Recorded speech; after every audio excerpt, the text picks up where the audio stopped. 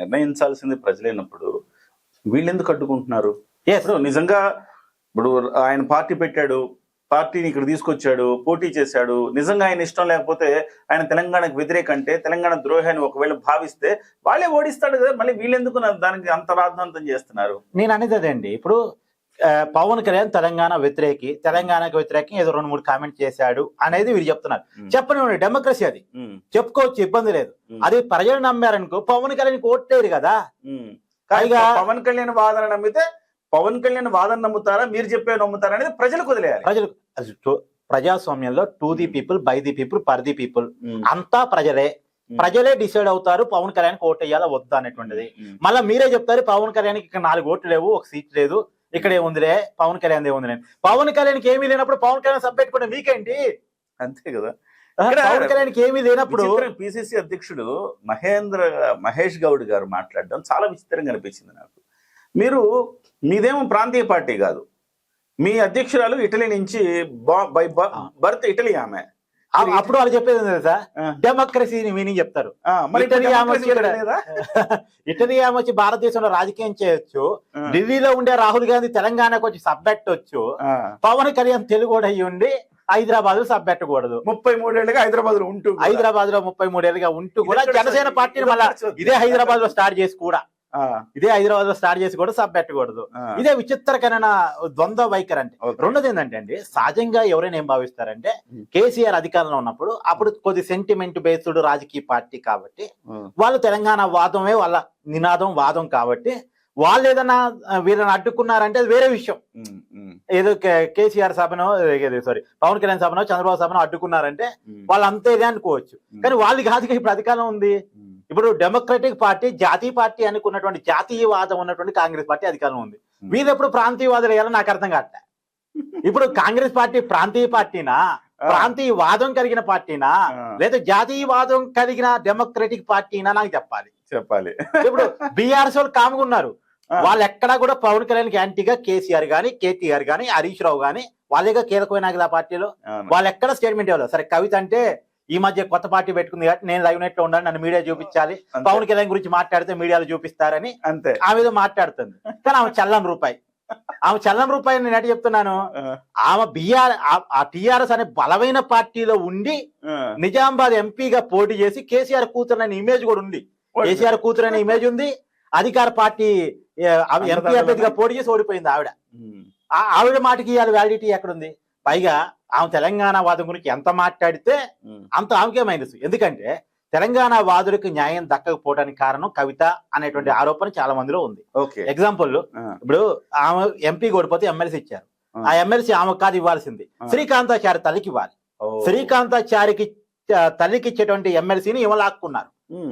ఇప్పుడు శ్రీకాంతాచారి లేకుండా తెలంగాణ ఉద్యమం ఉందా? మధ్య తెలంగాణ ఉద్యమం ఆయన అర్థం బలిదానం తర్వాత ఉవ్వెత్తున లేచింది కదా. మరి ఆయన తల్లికి ఇచ్చేటువంటి ఎమ్మెల్సీని ఏమలాక్కొని ఇవాళ తెలంగాణ వాదం గురించి కవిత చెప్పటం మనం వింటాం, ఇంతకంటే దురదృష్టం ఇంకేమన్నా లేదు. సో చల్లని రూపాయి పెద్ద విషయం కాదు. ఫైనల్లీ ఏం జరుగుతుంది అంటారు? పవన్ కళ్యాణ్ గారు ప్రెస్ మీట్ కూడా అడ్డుకుంటే ఒకవేళ అంటే నేనేమంటానంటే, ఎక్కువ గెలుక్కుంటే అసలుకే నష్టం. ఇప్పుడు ఒక తీగను లాగుతున్నారు అనుకోండి, లాగి లాగి లాగి బలంగా లాగేసరికి ఒక్కసారిగా తెగిద్ది కింద పడతాడు. పవన్ కళ్యాణ్ కూడా మొండోడే, అసలు మామూలు ఉండడు కాదు. ఇప్పుడు నేను పవన్ కళ్యాణ్ గురించి ఒక చిన్న ఎగ్జాంపుల్ చెప్తాను. పవన్ కళ్యాణ్ గెలిగితే ఎలా ఉంటుందో జగన్మోహన్ రెడ్డికి బాగా తెలుసు. ఇప్పుడు 2019 ఎన్నికల్లో పవన్ కళ్యాణ్ పార్టీ అంటే జనసేన పార్టీ ఆంధ్రప్రదేశ్ లో ఒక్క సీటు సాధించింది. గెలిచినటువంటి ఎమ్మెల్యేని కూడా వైసీపీ లాగేసుకుంది. స్వయంగా పవన్ కళ్యాణ్ 2 చోట్ల పోటీ చేసి ఓడిపోయాడు. ఓటమి నిజమైనప్పుడు పవన్ కళ్యాణ్ ఎంత వెక్కిరించాలో, ఎంత వెటకారం చేయాలో, ఎంత ట్రోల్ చేయాలో, ఎంత ఇబ్బంది పెట్టాలో అంతా వైసీపీ చేసింది. ఎక్కువగా గెలుక్కున్న దాని ఫలితంగా పవన్ కళ్యాణ్ ఒక విషయాన్ని డిసైడ్ అయ్యాడు. వీళ్ళు నన్నే గెలుక్కున్నారు, రాష్ట్ర ప్రజల్ని గెలుగుతున్నారు, అసలు వీళ్ళు లేకుండా చేస్తా అని చెప్పేసి ఒక డెసిషన్కి వచ్చేసి జగన్ వ్యతిరేకత అనేటువంటి ఒక ప్రాతిపదిక పెట్టుకొని విడిపోయిన టీడీపీతో కలిశాడు. విడిపోయిన టీడీపీని బీజేపీని కలిపాడు. విడిపోయినటువంటి టీడీపీతో తను కలిశాడు, విడిపోయిన టీడీపీని బీజేపీని కలిపాడు. కలిపి కూటమి పెట్టి స్వయంగా తన సీట్లను తను తగ్గించుకొని 23కి బార్గెనింగ్ అయింది సార్ సీట్ల మాకు సర్దుబాటులో. అయినా సరే 21కే తగ్గింది బీజేపీతో పొత్తు వల్ల, బీజేపీలో ఎక్కడటం వల్ల. ఇప్పుడు అత్తారింటి దారే సినిమాలో డైలాగ్ ఉంటుంది తెలుసా, ఎక్కడ నెగ్గాలో కదా ఎక్కడ తగ్గాలో తెలిసినోడు గొప్పడని. అక్కడ ఎందుకు తగ్గాడు అని అప్పుడు కూడా మళ్ళీ వైసీపీ ఎక్కడిచ్చింది.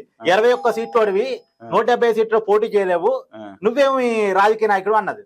కానీ 170 సీట్లో పోటీ చేసిన వాడు 11 సీట్లు అయ్యాడు, 21 సీట్లో గెలిచిన వాడు 21 సీట్లు గెలిచాడు. అవును, చూడండి పవన్ కళ్యాణ్ దమ్మెక్కడ, జగన్ బలహీనత ఎక్కడ. అవును, కాబట్టి విశాఖపట్నంలో కూడా అణిచివేసే ప్రయత్నం చేస్తే అది ఎక్కడికి దారి తీసిందో కూడా మనం చూస్తున్నాం. అయితే పవన్ కళ్యాణ్ ఎక్కువగా గెలుక్కోవటం వల్లే కూటమి పుట్టింది. కూటమి పుట్టడం వల్లే వైసీపీ కేవలం ప్రతిపక్ష హోదాని అడుక్కునే పరిస్థితిలో పడిపోయింది. ప్రతిపక్ష స్థానం కూడా అది పక్కన పెడితే దేశంలో మోడీ 3.0 కారణమైంది. ఇలా మోడీ 3.0 ఎలా ఉంది? తెలుగు ఎంపీల మీద ఆధారపడి ఉంది. తెలుగు ఎంపీలు ఎన్డీఏ కూటమికి వన్ సైడ్ ఎందుకు వచ్చాయి? వీళ్ళు కూటమి కట్టడం వల్ల వచ్చాయి. ఇదే టీడీపీ, బీజేపీ, జనసేన విడివిడిగా పోటీ చేస్తే వీళ్ళకి ఇన్ని ఎంపీలు వచ్చుండయ్యా, వీళ్ళ ఎంపీలు ఎన్డీఏ కూటమికి ఉపయోగపడి ఉండేయా? ఎన్డీఏ కూటమి అధికారంలో రావడం ఎంత ఇబ్బంది అయ్యేది? సో మోడీ 3.0కి కారణం పవన్ కళ్యాణ్. ఆంధ్రప్రదేశ్ లో ఘనమైన ఎన్డీఏ విజయానికి కారణం పవన్ కళ్యాణ్.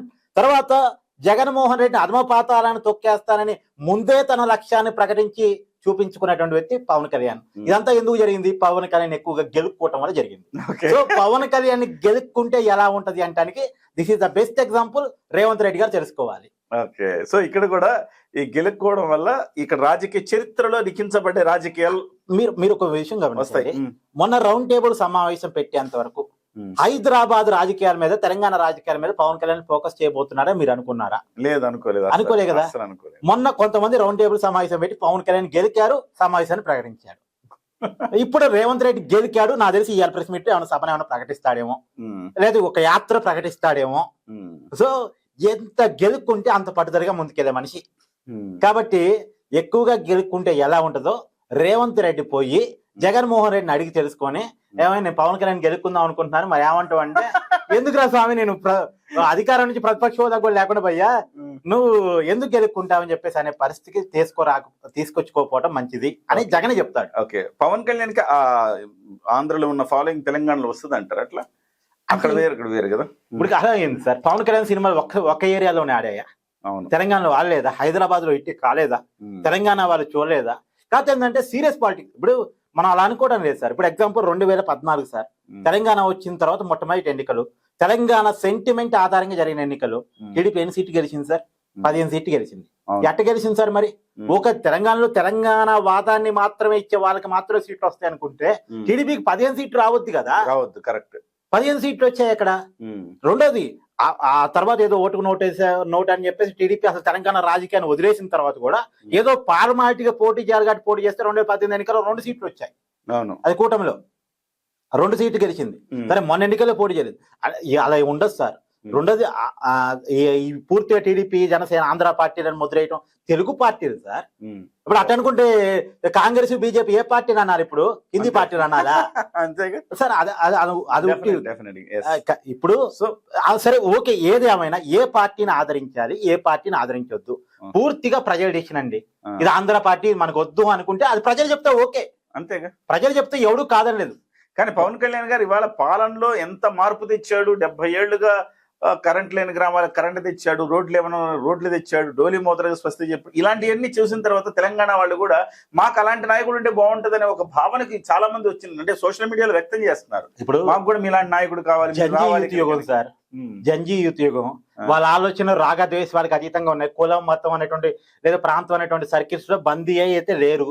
సరే ఉంటది, కులం మీద ప్రేమ ఉంటది, మతం మీద ప్రేమ ఉంటది, అండ్ ప్రాంతం మీద ప్రేమ ఉంటుంది. ప్రేమ ఉండదని కాదు, ఇప్పుడు నాకు కూడా ఉంది, నాకు అడ్డ మీద ప్రేమ ఉంది.